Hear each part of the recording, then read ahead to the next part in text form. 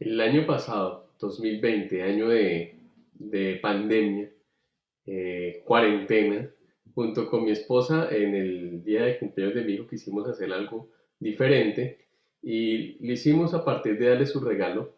Y le dijimos que tenía su regalo, pero que empezara a pensar dónde estaba.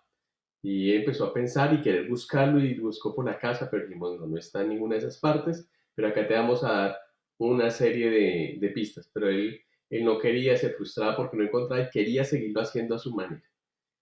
Al finalizar lo encontró, es su regalo y antes de que lo destapara le dijimos, bueno, ahora que ya lo encontraste, ¿qué crees que es? Y empezó a decir una serie de cosas y especular, pero fue solo hasta cuando lo pudo abrir que realmente se encontró con el tesoro, con el regalo para él. Y este ejemplo lo doy porque a veces nos pasa lo mismo con el Señor, ¿no? Tenemos que preguntarnos dónde está Dios y cómo es Dios no a partir de lo que yo creo, no de lo que yo especulo, sino lo que Él nos ha dicho. Entonces la pregunta que nos surge en teología es de qué maneras el Señor se nos ha revelado, de qué maneras podemos conocerlo. Y tenemos que preguntarnos eso y eso va a ser fundamental para el desarrollo de nuestro entendimiento de Dios. Por eso, antes de continuar con el estudio, quiero que puedas ponerle pausa después de la siguiente pregunta que voy a hacer. Y es cómo entender bíblicamente, o más bien, cómo entender cómo el Señor se nos ha revelado hoy. Cómo el Señor se nos revela hoy a nosotros. Bueno, espero que ya hayas podido responder a esta pregunta. Y nosotros en teología bíblica, en la teología sistemática específicamente, hablamos de las dos revelaciones de Dios. Se nos ha revelado de forma general y de forma especial. Las dos revelaciones. La revelación, esa palabra es como que nos quitan el velo y podemos ver más con más claridad. Es como si yo me quitase las gafas y no logro ver, especialmente cuando es a larga distancia, veo borroso. Pero cuando me ponen las gafas, cuando me coloco las gafas, puedo ver y ver todo con más claridad. Eso es revelación, es quitarnos el velo, es como el ejercicio que hacíamos con nuestro hijo, que cuando abrió el juguete, cuando abrió el regalo, pudo encontrar su juguete, pudo descubrir claramente qué era. Ahora, las dos revelaciones de las que hablamos es la revelación general y la revelación especial. Estas dos son muy importantes y nos van a ayudar mucho al entendimiento de quién es Dios. Por un lado, la revelación general es universal. Es esa revelación donde Dios se da a conocer a todos los hombres. De allí viene el adjetivo general. Dios se ha revelado de esta manera en la naturaleza. Quiero leerles el Salmo 19 del verso 1 al 4. Dice lo siguiente: los cielos proclaman la gloria de Dios y el firmamento anuncia la obra de sus manos. Un día transmite el mensaje al otro día y una noche a la otra noche revela sabiduría. No hay mensaje, no hay palabras, no se oyen voces, pero por toda la tierra salió su voz y hasta los confines del mundo sus palabras. En ellos Dios puso su tienda para el sol. Los cielos, la creación misma proclaman la gloria de Dios, ¿no? Esa gloria es la reflexión de sí mismo, de su carácter. Cuando yo veo los cielos, cuando voy y puedo observar, ellos me dan una idea de la sabiduría y la grandeza de Dios y de su majestad. Quisiera que pudieran hacer este ejercicio y te tomaran este parte del Salmo y lo hicieran en el parque, lo hicieran junto a las montañas, junto a un sitio donde ustedes vean la grandeza y se deleiten por un instante. Algunos se han preguntado si este planeta es el único, ¿no? Donde existe vida humana. Y preguntas, ¿para qué Dios crea un universo tan inmenso, con millones de galaxias, millones de astros? Creo que la respuesta a esa pregunta no es compleja, obviamente. Pero si Dios creó el universo para que le refleje a Él y Dios es infinito, ¿qué tipo de universo tendría que crear Dios para que lo refleje? a Él. La respuesta entonces sería un universo que se aproxime al concepto de lo infinito, un universo inmenso con millones y millones de astros, que como la ciencia ha probado, continúa expandiéndose. De ahí que sí necesitamos permitir que la ciencia nos acompañe a conocer la grandeza de Dios al ver la complejidad de la creación, el diseño inteligente desde lo micro, de lo más chiquitico, hasta lo macro, lo más grande. El universo y todo lo creado proclaman la magnitud de Dios.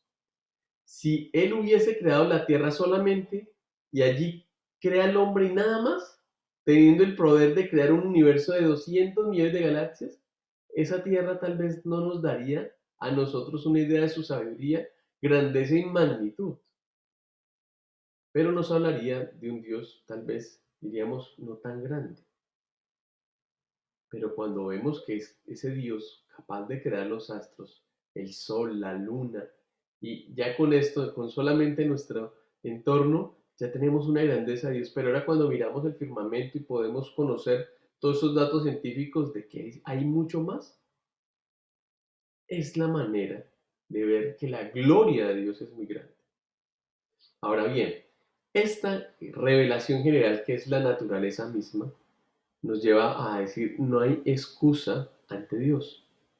Cuando llegamos al Nuevo Testamento, Pablo en el libro de los Romanos nos habla nuevamente que Dios se ha revelado al hombre en la creación, pero también en su conciencia.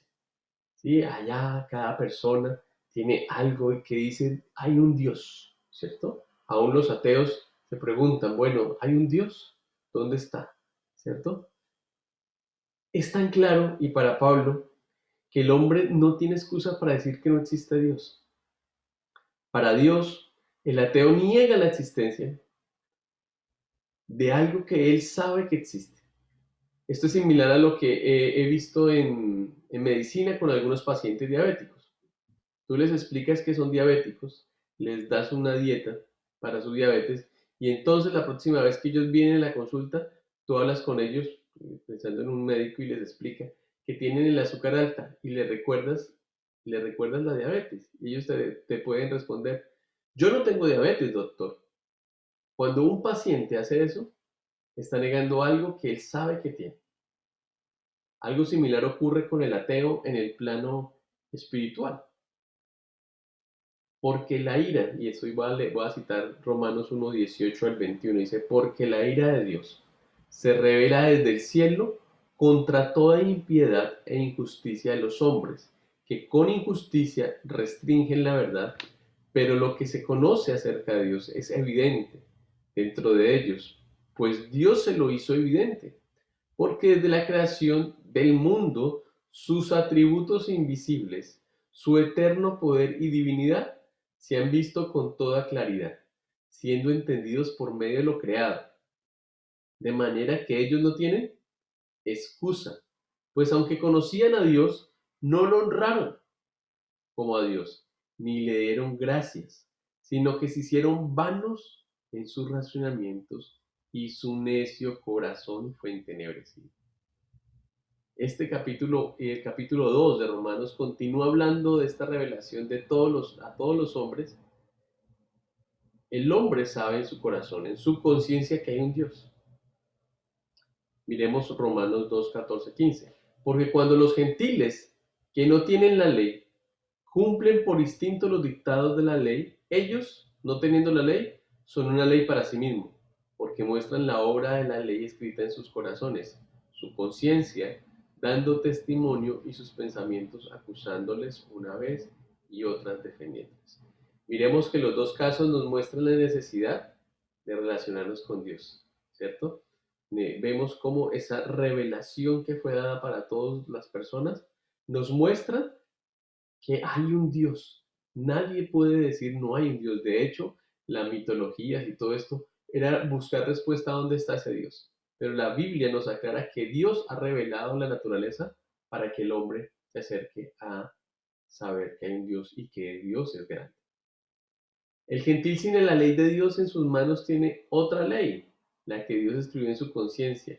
Esa conciencia sabe que existe el bien y el mal, Uno puede ir a diferentes comunidades o leer lo que los diferentes investigadores han descubierto en comunidades indígenas o muy antiguas, y era que tenían una serie de leyes donde sabían que era bueno y que era malo. No hay excusa para nadie. En ocasiones la conciencia lo define y en otras lo acusa, dice Pablo, ¿no? Esa ley moral en el corazón le dice que hay un Dios dador de esa ley. Por eso la función de la revelación general es en esencia proclamar la gloria de Dios, que Él no ha hecho nada que no tenga el propósito de proclamar su gloria. Y qué bueno que sea así, porque la gloria de Dios es todo lo que Él es. Si todo lo que Dios hace es para proclamar su gloria, eso implica que cada vez que Él hace algo, me esté revelando algo acerca de Él, me esté quitando la venda y me permita conocerlo más a Él. Mientras más me revela, mejor lo conozco. Mientras mejor lo conozco, ¿qué pasa? Mejor me puedo relacionar con Él. Mientras más me relaciono con Él, mejores y más grandes son sus bendiciones. En segundo lugar, Dios se ha revelado a sí mismo para llamar al hombre. Miremos lo que dice Hechos 17, 26 al 29. De un solo Dios, Dios hizo, perdón, de uno solo, Dios hizo todas las naciones del mundo para que habitaran sobre toda la superficie de la tierra, habiendo determinado sus tiempos y las fronteras de los lugares donde viven, para que buscaran a Dios. Y de alguna manera, palpando, lo hallen, aunque Él no está lejos de ninguno de nosotros. La razón va a decir Lucas, recordando lo que dice, porque en Él vivimos, nos movemos y existimos, así como algunos de los poetas de ustedes han dicho, porque también nosotros somos linaje suyo. Siendo pues linaje de Dios, no debemos pensar que la naturaleza divina sea semejante a oro, plata o piedra, esculpidos por el arte y el pensamiento humano. El propósito por lo que Dios hizo las naciones, determinó sus límites y determinó sus condiciones, es para ver si esas naciones eventualmente, habiendo disfrutado de su bendición, terminarán buscando. La revelación general nos llama entonces a buscar a Dios y adorarle. No todas las personas del mundo han leído la Biblia o escuchado la proclamación del Evangelio, pero la luz de la naturaleza brilla sobre cada uno en cualquier lugar y en cualquier tiempo. La revelación general de Dios tiene lugar todos los días. Él nunca se queda sin ningún testigo. El mundo visible es como un espejo que refleja la gloria del Creador. Y haga por favor el ejercicio, salga un momento en la noche y medite cómo Dios habla a través de su creación. Levántese y vaya y mírese el salir del sol. El Señor sigue hablando. El mundo es el escenario de Dios. Él es como el actor principal que aparece, es el artista que aparece al principio y en el centro de la creación. No puede caer ningún telón que oscurezca su presencia. De una simple mirada a la creación podemos saber que la naturaleza no es su propia madre. No hay nada de madre en la madre naturaleza. La naturaleza en sí misma no tiene ningún poder para producir ningún tipo de vida. En sí misma la naturaleza es estéril. El poder para producir la vida reside en el autor de la naturaleza, Dios. El sustituir la naturaleza como la fuente de vida es confundir a la criatura, ¿con quién? Con el creador. Cualquier forma de adoración de la naturaleza es un acto de idolatría y como tal le resulta detestable a Dios, ¿no? Cualquier acto de idolatría. Debido a la fuerza de la revelación general, todos los seres humanos saben que Dios existe. Ahora usted me preguntaría, ¿y el ateísmo? El ateísmo consiste en la negación lisa y llana de algo que se sabe que es cierto. Por eso es que la palabra de Dios dice en el Salmo 14:1 dice el necio en su corazón, no hay Dios. ¿Quién dice esto? El necio. Cuando se le han mostrado todas las evidencias de la misma creación.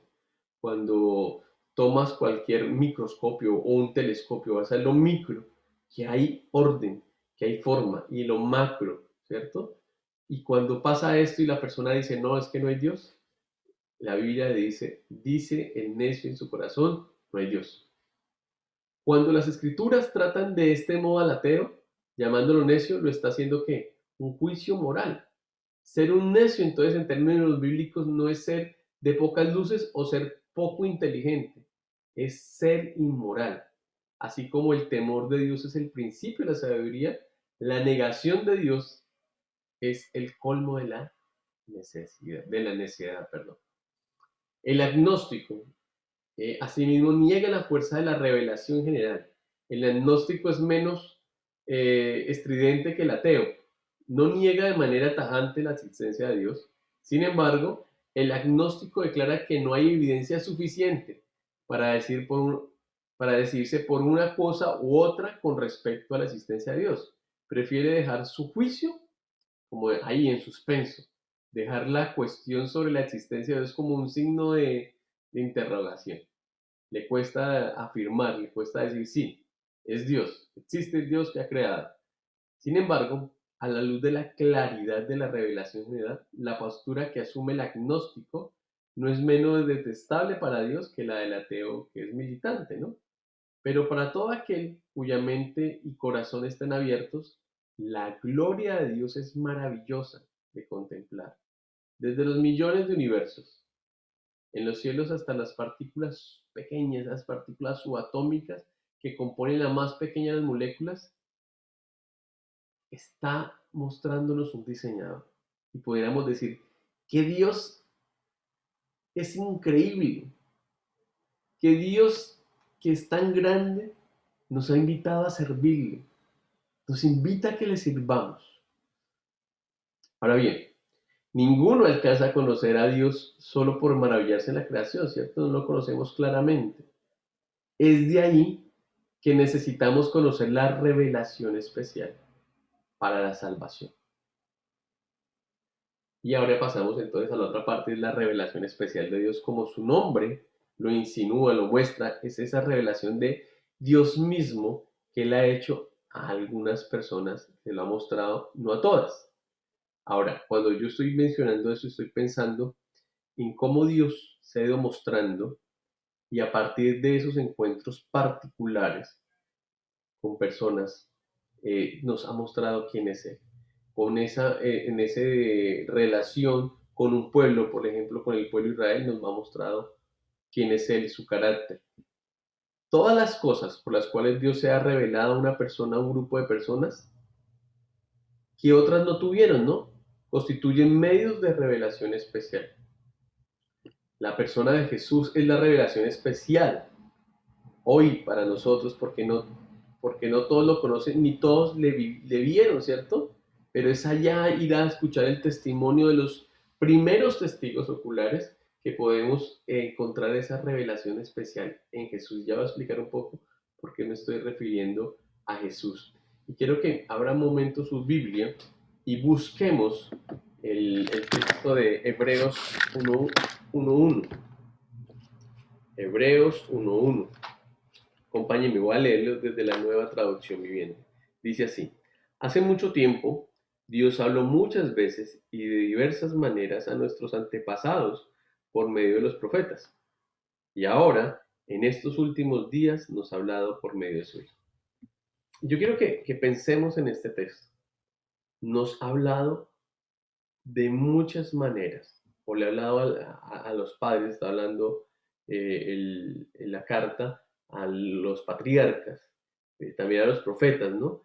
Quiero que recordemos, haga un listado, qué formas habló. Y podemos empezar porque Dios habló a Adán y Eva por medio de la creación. Habló en los tiempos de Noé con el arco iris. Habló a Moisés con una zarza ardiente, a Jonás en el gran pez. O sea, Cuando empezamos a tomar el Antiguo Testamento y empezar a ver las diferentes formas que Dios se ha presentado, que Dios se ha revelado, nos muestra un Dios creativo, nos muestra un Dios que se comunica, que a diferencia de los ídolos, Él tiene voz, Él se presenta. Y voy a tomar un ejemplo acá, puedo tomar, y yo acá tomar esto y hacer un ídolo en madera, ¿cierto? Y venerarlo, pero este ídolo no tiene un carácter, no, el carácter se lo doy yo.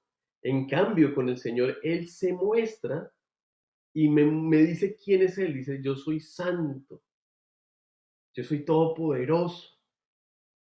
No es la criatura dándole a lo creado, sino el Señor diciéndonos, y por eso necesitamos la revelación especial. Yo puedo ver los cielos, puedo ver las estrellas, pero no tendría claridad. ¿Cómo es ese Dios que creó todo eso? Digo, hay un Dios, pero no lo conozco plenamente.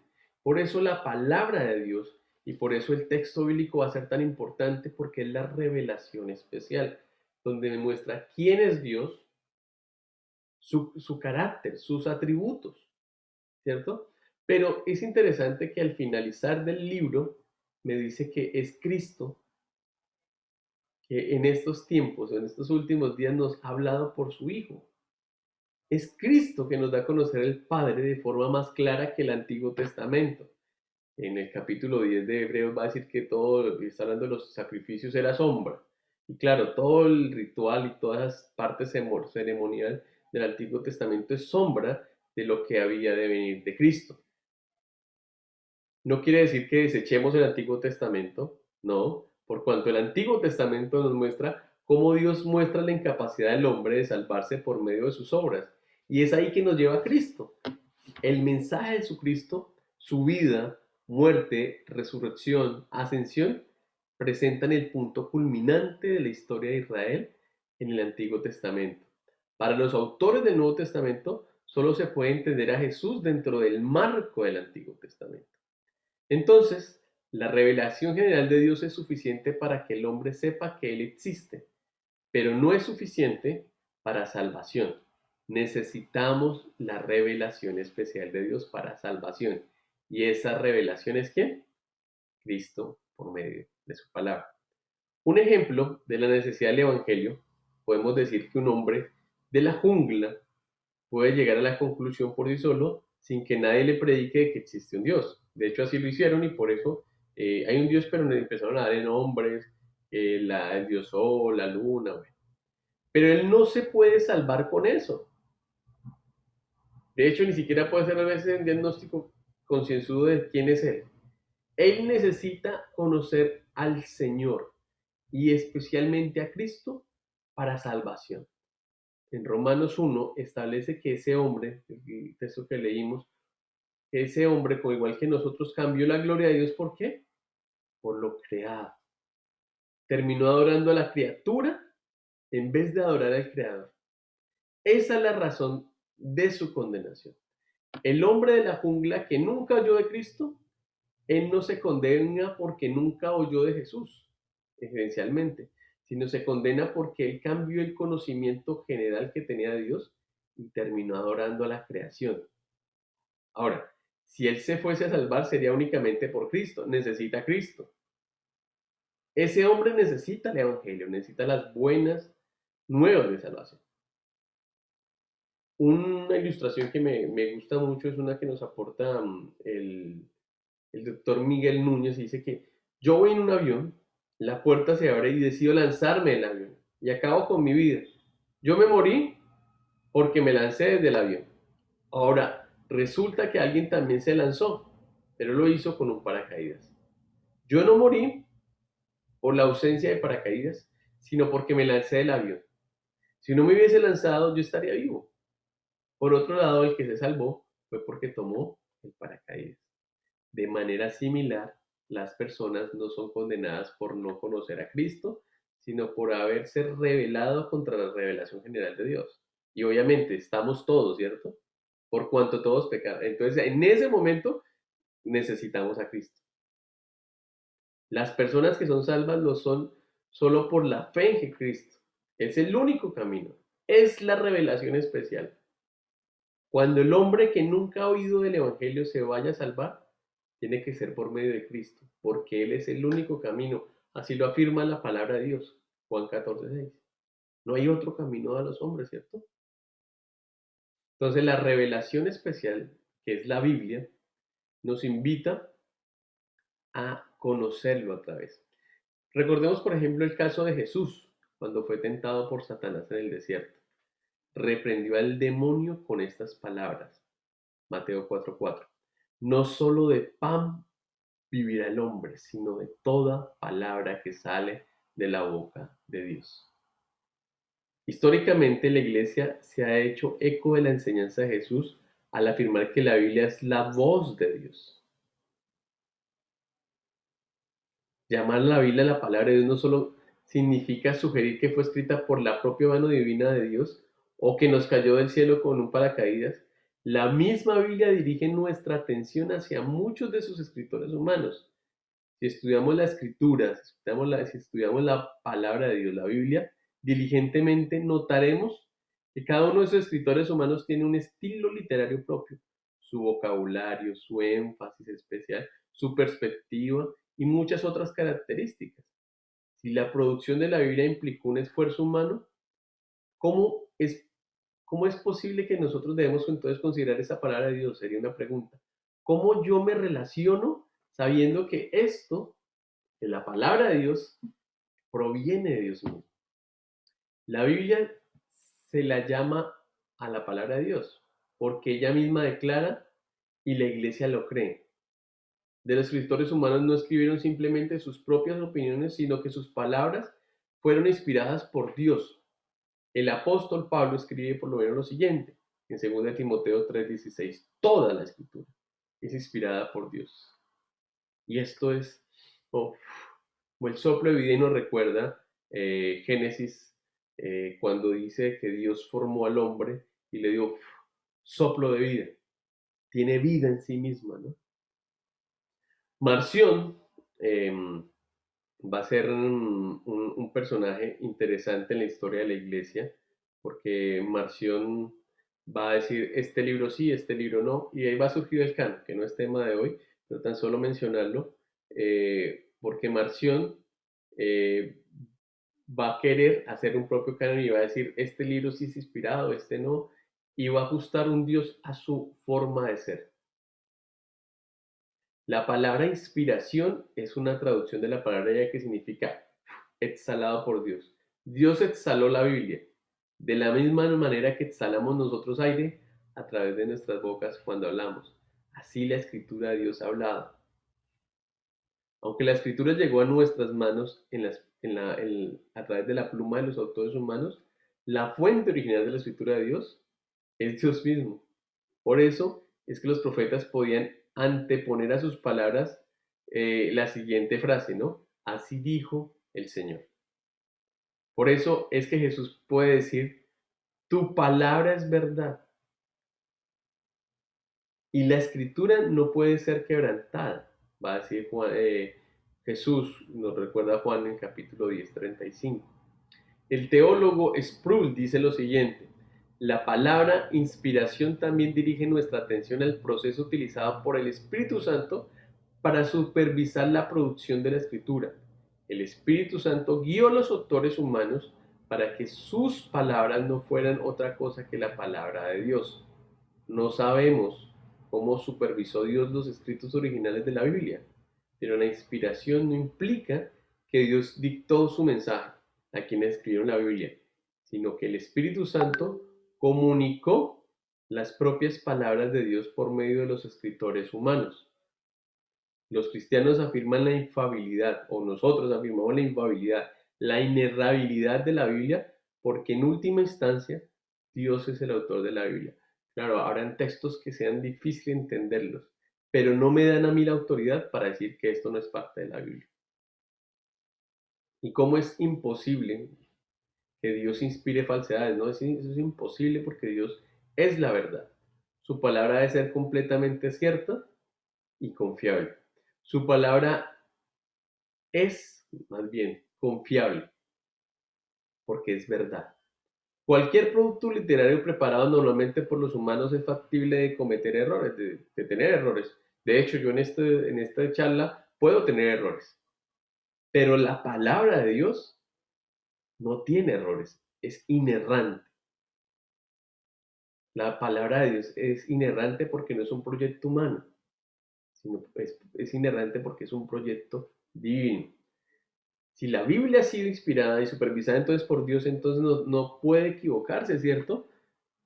¿Qué tanto nosotros nos acercamos a Dios? ¿O qué tanto descansamos en su palabra?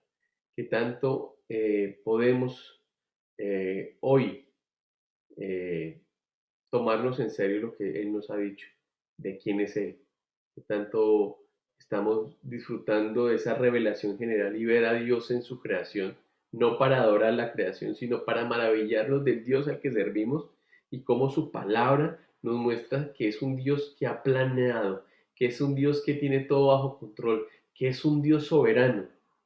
Y creo que necesitamos, por eso como cristianos del siglo XXI, recordar que la ciencia nos muestra la grandeza de Dios y necesitamos de la fe para recordar que Dios, aunque nuestros sentidos no lo ven, Él está en medio nuestro, que es la palabra de Dios que hace que nuestra fe crezca. La fe viene por el oír y el oír por la palabra de Dios, como la revelación general y la revelación especial dada a la humanidad nos llevan a relacionarnos mejor con Dios, nos llevan a conocer quiénes somos nosotros.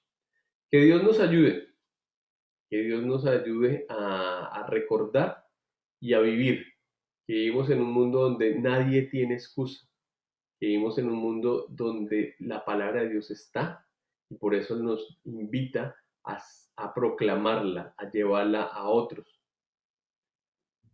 Bueno, espero que recordemos y podamos sintetizar que Dios nos ha hablado de forma general a todos, el sol sale sobre justos e injustos y que Dios, ha hablado de muchas maneras a los padres, a los profetas y que en estos tiempos se nos ha mostrado a través de Cristo.